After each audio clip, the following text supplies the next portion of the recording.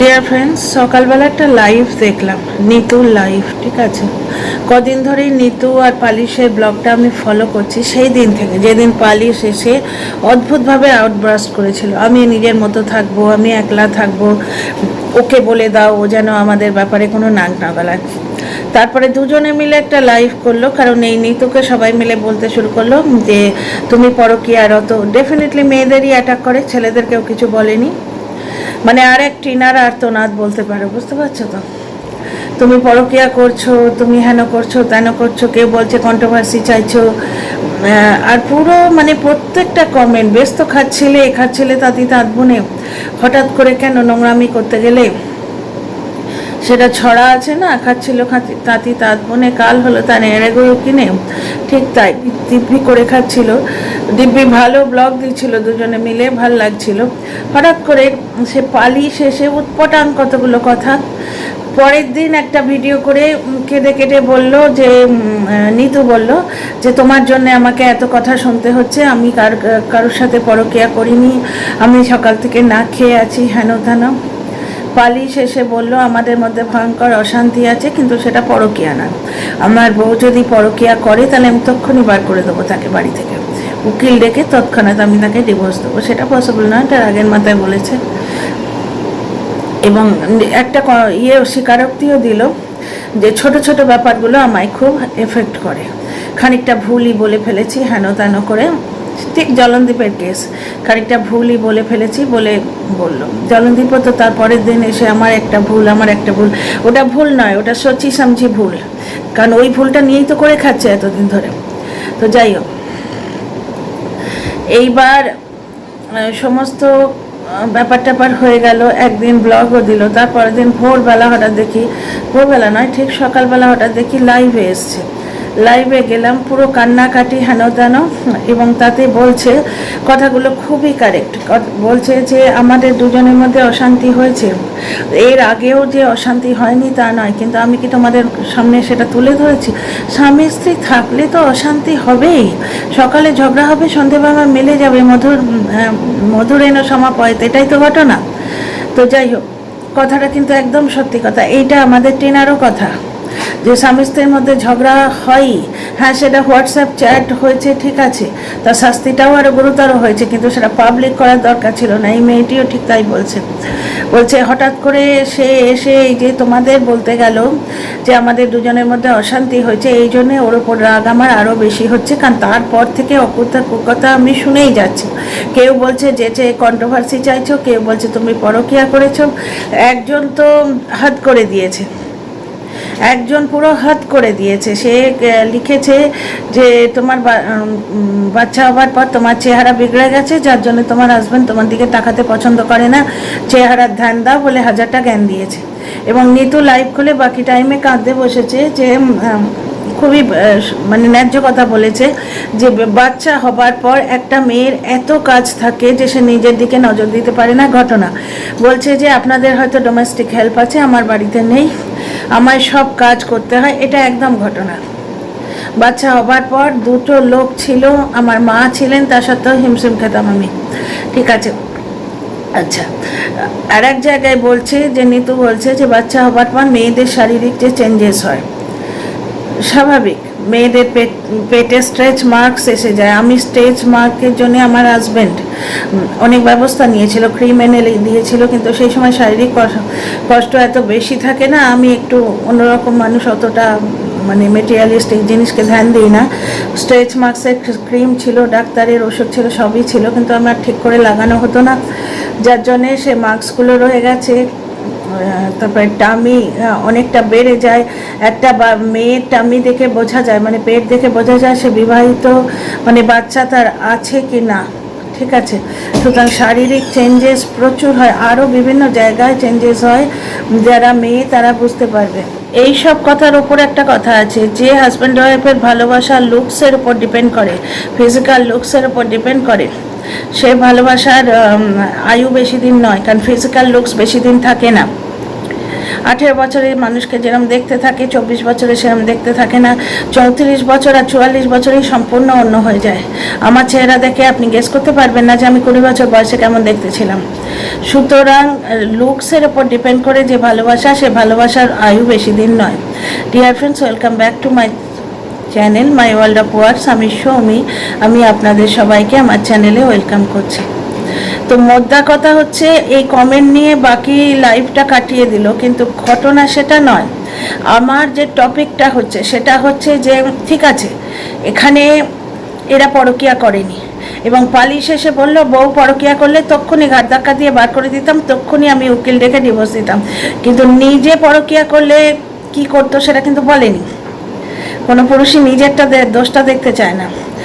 নিজে পরকিয়া করলে তার শাস্তি কি হবে সেটা কিন্তু বলেনি। তা যাই হোক, ওরা ক্লিয়ার করেছে পরকিয়া করেনি, ঠিক আছে, কিন্তু পারিবারিক কেচ্ছা বেচতে এসছে, এটা তো ঘটনা।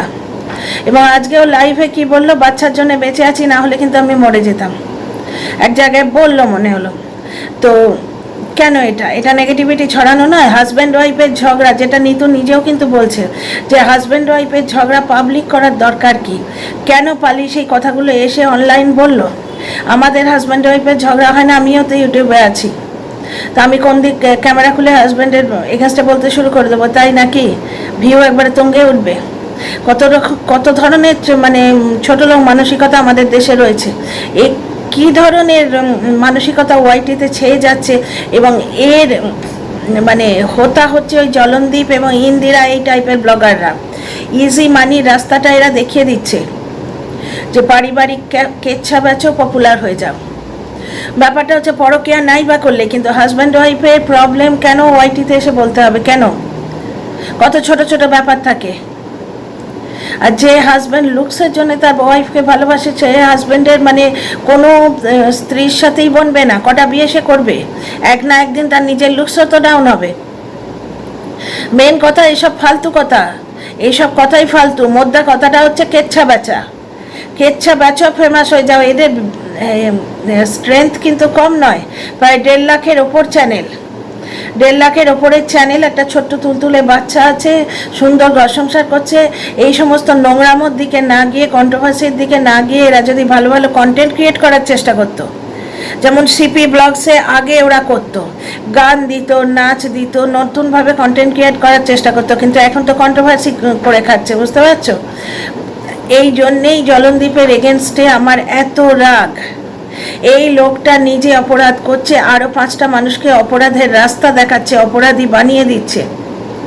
যেমন গিমা দালালের গালিগলজ শুনে ডাস্টবিন ইন্সপায়ার্ড হয়েছিল গালি দেওয়ার জন্য। কালকের ভিডিওতেও নিজেই বলেছে যে গিমা দালাল গালিগলজ দিয়ে কত ভিউ কামিয়ে নিয়ে যাচ্ছে, তাকে কেউ কিছু বলছে না, তাহলে আমি গাল দিলে কেন দোষ? তাই কেসটা ঠিক তাই। পরকিয়া নাই বা করলে, কিন্তু পরিবারের কেচ্ছা তো বেচতে এসছো, কেন সেগুলো বলার কি দরকার? ছোট ছোট কথা আমায় হার্ট করে, ঠিক আছে, ছোট ছোট কথা হার্ট করে। 2 দিন চুপ করে থাকো, 3 দিনের দিন মিলে যাবে। আজকে নিতু তো সত্যি কথা বললো যে এর আগে কি আমাদের ঝগড়া হয়নি, ও কেন এসে তোমাদের বললো? একই কথার অনুরণন কি টিনার গলায় শুনতে পাও না? যে বাড়িতে অশান্তি হয়, সেগুলো পাবলিক করার দরকার কি? তাহলে পালিশ কি জলনদীপের রাস্তায় চলছে?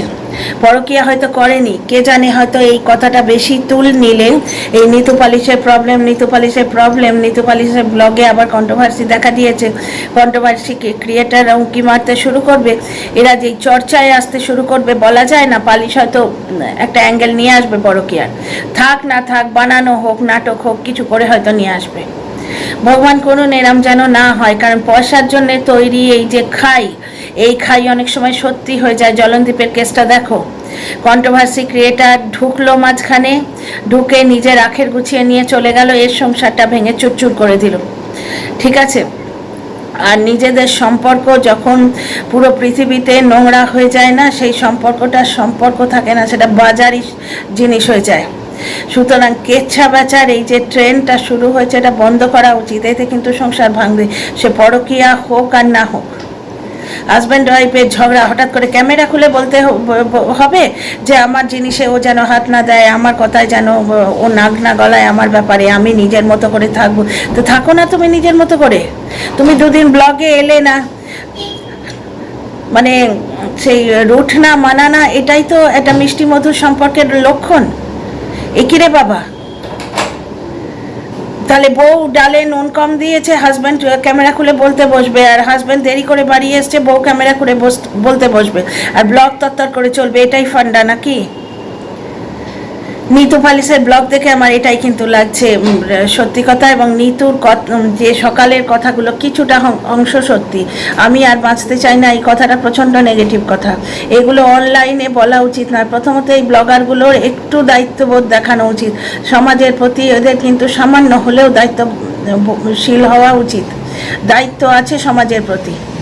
একই রে বাবা, সদ্য জীবনটা শুরু হয়েছে, একটা ছোট্ট ছেলে রয়েছে, ভবিষ্যতে আরও হয়তো ছেলে মেয়ে হবে, একটা সুন্দর জীবন গড়ে উঠবে, অনেক দূরের পথ এখন যাওয়া বাকি আছে, কতটুকু বয়স এদের, কিন্তু ফেমাস হবার সহজ রাস্তাটা নিয়ে নিয়েছে। বিশ্বাস করা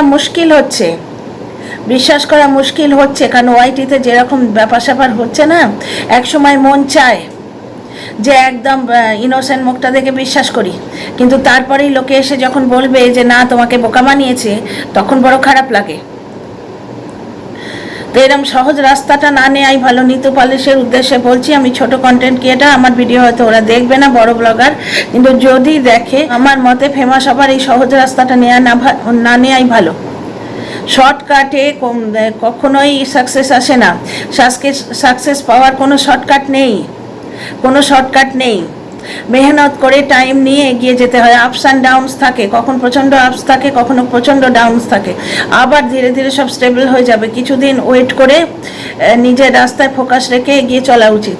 হাজব্যান্ড ওয়াইফ দুজনের জীবন সাথী, এই কথাটা এরা কেন ভুলে যায়? বউ কখনো হাজব্যান্ডকে বেচছে, হাজব্যান্ড কখনো এসে বউকে বেচছে। কি অদ্ভুত ব্যাপার! জলন্দিপার এই পালিশের মধ্যে তফাৎ কি? ও বউকে নির্বস্ত করেছে, বউকে নির্বস্ত করেনি, কিন্তু একটা অ্যাঙ্গেল তো ছড়ে দিয়েছে। লোকে তো ওকে পরকীয়াগ্রস্ত বা কিছু একটা বাজে মেয়ে, এই ধরনের বাজে মেয়ে, মানে চরিত্রের দিক থেকে বাজে নয়, তুমি দেখতে কুৎসিত, তুমি নিজের দিকে ধ্যান দাও না, জামা কাপড় ঢিলে ঢালা পরো, শ্যাম্পু করো না, একটুখানি আইব্রো করো, একটুখানি ফেসিয়াল করো, এই ধরনের কথাগুলো যথেষ্ট অপমানকর। পালিশের জন্য নিতুকে এই কথাগুলো শুনতে হচ্ছে। এবং নিতু খুব ভালো কথা বলেছে যে আমাদের জীবনে এর আগে ঝগড়া হয়নি, এই ঝগড়াগুলো এসে জগজাহির করার কি দরকার ছিল? পালিশের এটা প্রচণ্ড অন্যায় হয়েছে। এবার এদের উচিত যে কোনো রকম কন্ট্রোভার্সিয়াল টপিক না তুলে লাইভে বা কমিউনিটি পোস্টে বা কোনোভাবে কন্ট্রোভার্সিয়াল না টপিক তুলে নর্মাল ব্লগিং দেয়া। নর্মাল ব্লগিংয়ে যদি ফিরে যায় তবে বুঝতে হবে সত্যি এদের কোনো ইন্টেনশন ছিল না, আর না হলে বুঝতে হবে এরা ওই প্ল্যানিং এবং প্লটিং করছে ইন্টেনশনালি, একটু করে একটা বিরাট ঝামেলা পাকিয়ে তোলার চেষ্টা করছে। See you in the next.